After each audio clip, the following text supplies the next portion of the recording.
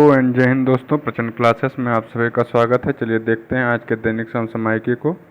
यूरोपीय अंतरिक्ष एजेंसी ने एरियन 6 रॉकेट को 4 साल की देरी के बाद किया सफलतापूर्वक लॉन्च। ठीक है, रॉकेट का नाम है एरियन 6। किसने लॉन्च किया है? यूरोपियन अंतरिक्ष एजेंसी ने। ओके, एरियन 6 रॉकेट को जो है रॉकेट ने फ्रेंच गुयाना के कौरू, नाम याद रखिएगा, फ्रेंच गुयाना के कौरू से उड़ान भरी और उपग्रहों को कक्षा में छोड़ा। ठीक है, जो उसमें उपग्रह डाले गए थे उनको कक्षा में तक पहुंचा दिया है। फ्रांस की CNES अंतरिक्ष एजेंसी के प्रमुख फिलिप बैप्टिस्ट, क्या नाम है इनका, जो इसके प्रमुख हैं, फिलिप बैप्टिस्ट ने इस भावना को दोहराते हुए कहा कि यूरोप वापस आ गया है। मतलब कुल मिला के एरियन 6 रॉकेट किसने लॉन्च किया है? तो ये यूरोपीय अंतरिक्ष एजेंसी ने लॉन्च किया है। ठीक है, एरियन 6 फ्रांसीसी कंपनी एरियन ग्रुप द्वारा बनाया गया है। तो ये जिस ग्रुप ने बनाया है उसका क्या नाम है? Ariane group. ओके, इसीलिए रॉकेट का नाम रखा गया है एरियन 6। चलिए, स्पेसएक्स ने तुर्की निर्मित पहले संचार उपग्रह तुर्कसैट 6A को लॉन्च किया है। ये कहाँ कहाँ पर सेवाएं उपलब्ध कराएगा? तो तुर्की में, यूरोप में और दक्षिणी एशियाई देशों में। दक्षिणी एशिया में भारत, थाईलैंड, मलेशिया और इंडोनेशिया को ये जोड़ेगा। ठीक है, यहाँ पर अपनी संचार सेवाएं उपलब्ध कराएगा। पेरिस ओलंपिक उद्घाटन समारोह के लिए पीवी सिंधु और शरत कमल, नाम याद रखिएगा, पीवी सिंधु और शरत कमल होंगे भारत दल के ध्वजवाहक। ओके, तो पीवी सिंधु और शरत कमल इसमें ध्वजवाहक बनेंगे। शरत कमल जो है पुरुष ध्वजवाहक के रूप में नियुक्त किए गए हैं। चलिए इसमें देखते हैं। 2024 में पेरिस ग्रीष्मकालीन ओलंपिक 33वां ग्रीष्मकालीन ओलंपिक है, मतलब 33वां ओलंपिक सम्मेलन है। ग्रीष्मकालीन ओलंपिक की मेजबानी 26 जुलाई से 11 अगस्त 2024 तक फ्रांस की राजधानी पेरिस में होगा। 1900 पेरिस ने कब किया है? तो सन 1900 में, सन 1924 में और 100 साल बाद 2024 में। ठीक है, तो ये तीसरी बार पेरिस इसका सम्मेलन करने जा रहा है, मेजबानी करने जा रहा है। ठीक है, 2024 में 4 नए खेल शामिल किए गए हैं ओलंपिक में। कौन कौन? ब्रेकिंग, सर्फिंग, स्पोर्ट क्लाइंबिंग और स्केट बोर्डिंग। ये 4 खेल नाम याद रखिएगा, पूछ सकता है। अडानी समूह भारत की ओलंपिक टीम का जो है मुख्य प्रायोजक है। जो भारत की मुख्य जो टीम है उसका प्रायोजक कौन है? अडानी टीम। एक थोड़ा सा और इसके बारे में है। भारतीय ध्वजवाहक एथलीट पूर्मा बनर्जी, क्या नाम था? पूर्मा बनर्जी।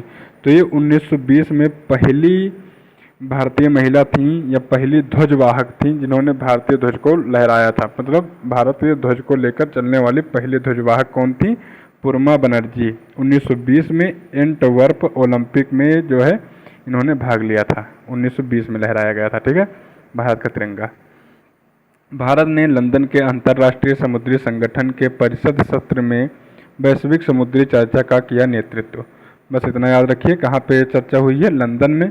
और भारत की तरफ से शामिल कौन हुआ है? तो भारत की तरफ से जो है जल मार्ग मंत्रालय, बंदरगाह, जहाज रानी और जल मार्ग मंत्रालय सचिव श्री KT रामचंद्रन जी जो है भारतीय प्रतिनिधि मंडल की तरफ से लंदन में शामिल हुए हैं। ठीक है, चलिए 132वां यह समारोह था।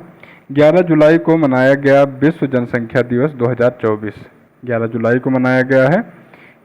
इसका जो थीम था, किसी को पीछे न छोड़ें, सभी की गिनती करें। किसी को पीछे न छोड़ें, सभी की गिनती करें। 11 जुलाई 1987 को दुनिया की जनसंख्या 5 अरब दर्ज की गई थी।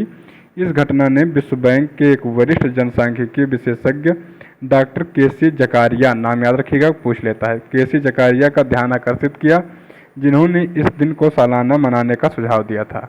तो इसलिए 11 जुलाई 1987 को मनाया जाता है। क्यों मनाया जाता है? क्योंकि इस दिन विश्व की जनसंख्या 5 अरब दर्ज की गई थी। ठीक है, अगला देखेंगे।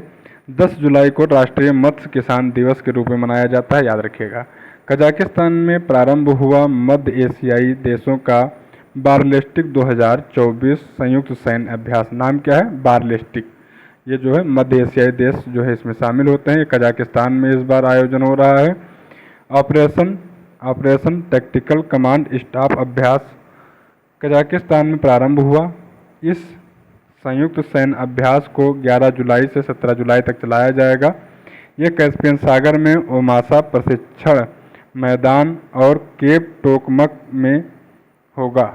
इसमें कौन कौन से देश शामिल हो रहे हैं? Azerbaijan, Kazakhstan, Kyrgyzstan, Tajikistan, Uzbekistan के रक्षा मंत्रालयों के बीच सहयोगात्मक प्रयास का ये हिस्सा है। नाम क्या है? बालिस्टिक 2024। इसमें जो है लगभग 4000 सैन्यकर्मी टोटल भाग लेंगे 700 सैन्य उपकरण के साथ में। ये बहुत ज़्यादा इंपॉर्टेंट नहीं है, वैसे बता दिया गया। भारत उज्बेकिस्तान के बीच एक संयुक्त सैन्य अभ्यास होता है, उसका नाम है दुस्तलिक। तो पूछ सकता है दुस्तलिक संयुक्त सैन्य अभ्यास किसके किसके बीच होता है?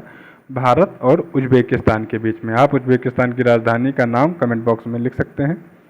कोलंबो सुरक्षा सम्मेलन ने बांग्लादेश को 5वें सदस्य के रूप में किया शामिल। कोलंबो सुरक्षा सम्मेलन में बांग्लादेश को शामिल कर लिया गया है 5वें सदस्य के रूप में। अभी तक इसके कौन यहाँ पे किसकी बैठक कहाँ पे हुई है? तो मॉरिशस में इसकी वर्चुअल रूप से आयोजित की गई है बैठक। 8वीं बैठक थी इसकी जो है जो संस्थापक देश हैं, तो इसकी स्थापना कब हुई थी और संस्थापक देश कौन से थे इसमें जो है देख लीजिए। तो उपराष्ट्रीय सुरक्षा सलाहकार आंतरिक मामले पंकज कुमार सिंह ने बैठक में भारत की तरफ से प्रतिनिधित्व किया है। तो पंकज कुमार सिंह भारत की तरफ से शामिल हुए थे। CSC में भारत, श्रीलंका, मॉरिशस और मालदीव शामिल हैं, जिसमें से सेशेल्स एक पर्यवेक्षक देश के रूप में शामिल था। आइए देखते हैं कि बांग्लादेश का आधिकारिक तौर पर CSC में अब शामिल हो चुका है बांग्लादेश भी। इस समूह का विस्तार हुआ और जिसमें शुरू में भारत, श्रीलंका और मालदीव थे। केवल भारत, श्रीलंका, मालदीव थे। बाद में मॉरिशस 2022 में इसमें जुड़ गया, तो मॉरिशस हो गया। ओके, तो भारत, श्रीलंका, मालदीव जो है इसको जो है 2011 में स्थापित किए थे। इसकी स्थापना कब हुई थी? 2011 में इसकी स्थापना हुई थी। 2022 में इसमें जो है कौन जुड़ गया? मॉरिशस जुड़ गया। अब 2024 में इसमें बांग्लादेश भी जुड़ गया है, तो ये याद रखिएगा। ओके, इसका सचिवालय कहाँ है? कोलंबो में है, कोलंबो, श्रीलंका। भारत BBNJ समझौते में शामिल हुआ है, इसको बहुत ज़्यादा इम्पोर्टेंट नहीं है। विश्व स्वास्थ्य संगठन ने मेडीवेव IS, इसको क्या पढ़ सकते हैं? मेडेवीज, ठीक है, या तो आप मेडीवेव IS भी पढ़ें, नामक एक ऑनलाइन प्लेटफॉर्म लॉन्च किया है। किसने? विश्व स्वास्थ्य संगठन ने। ओके, इसका फुल फॉर्म क्या है? तो विश्व स्वास्थ्य संगठन WHO ने इसको मेडीवेव IS, मतलब मे से मेडिकल, देव से डिवाइसेस, आई से इंफॉर्मेशन सिस्टम, ठीक है, तो मेडिकल डिवाइसेस इंफॉर्मेशन सिस्टम नामक एक ऑनलाइन प्लेटफॉर्म पेश किया है, जो मेडिकल डिवाइस पर जानकारी के लिए पहला वैश्विक ओपन एक्सेस क्लियरिंग हाउस है। ओके, तो ये जो है WHO ने लॉन्च किया है। अगला है कि कृषि नेतृत्व पुरस्कार 2024 के तहत नागालैंड को बागवानी में चुना गया सर्वश्रेष्ठ राज्य। तो देखिए, ये जो कृषि समारोह दिया जाता है, कौन कौन से राष्ट्र चुने गए हैं? प्रदेश: महाराष्ट्र, नागालैंड, हिमाचल प्रदेश, हरियाणा, जम्मू कश्मीर। 5 राज्य चुने गए हैं। तो 5 राज्यों को अलग अलग, महाराष्ट्र को कृषि में मिला है, महाराष्ट्र को कृषि में, नागालैंड को बागवानी में, खाद्य प्रसंस्करण में किसको मिला है?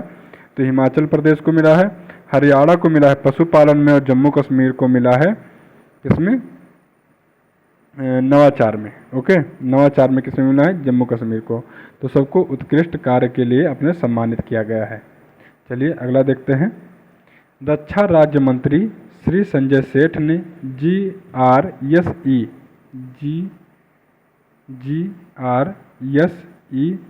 त्वरित नवाचार पोषण योजना गेन्स 2024 का किया शुभारंभ। किसने किया है? रक्षा राज्य मंत्री श्री संजय सेठ ने।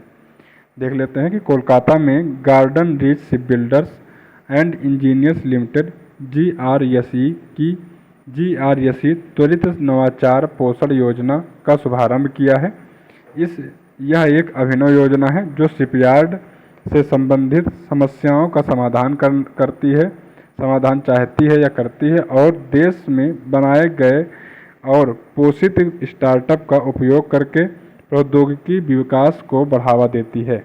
ये जो है किसने लॉन्च किया है? तो ये लॉन्च किया है रक्षा राज्य मंत्री श्री संजय सेठ ने। गार्डन रीच शिप बिल्डर्स के बारे में जान लीजिए कि इसकी स्थापना हुई थी 1884 में। 1934 में इसे कंपनी को भारतीय कंपनी अधिनियम 1913 के तहत पंजीकृत कर लिया गया था। 1960 में भारत सरकार ने कंपनी का अधिग्रहण कर लिया था, ठीक है। और 1961 में भारतीय नौसेना के लिए युद्धपोत, सीवर्स, डिफेंस बोट वगैरह ये बनाने लगी थी। चलिए आगे देखते हैं कि रजत शर्मा को न्यूज चैनल्स की सबसे बड़ी संस्था NBDA का अध्यक्ष चुन लिया गया है। किसको? रजत शर्मा को चुन लिया गया है। रजत शर्मा जो है इंडिया टीवी के चेयरमैन हैं। News broadcasters and digital association NBDA का अध्यक्ष चुना गया है 9 जुलाई को इनको, ठीक है। इसमें लगभग कितने सदस्य शामिल हैं? तो इसमें 27 प्रमुख न्यूज और करंट अफेयर ब्रॉडकास्टर्स, जिसमें 125 न्यूज और करंट अफेयर्स चैनल शामिल हैं, ओके, NBDA में। और इसके अध्यक्ष कौन बन गए हैं? रजत शर्मा साहब। PV सिंधु बनी है वेलनेस ब्रांड हूप की ब्रांड एम्बेसडर। नाम याद रखिएगा, बहुत ज़्यादा इंपॉर्टेंट है। PV Sindhu wellness brand hoop की ब्रांड एम्बेसडर बन चुकी हैं। चलिए आज के करंट अफेयर यहीं पूरा होता है। मिलते हैं नए वीडियो के साथ में, तब तक के लिए नमस्कार, धन्यवाद।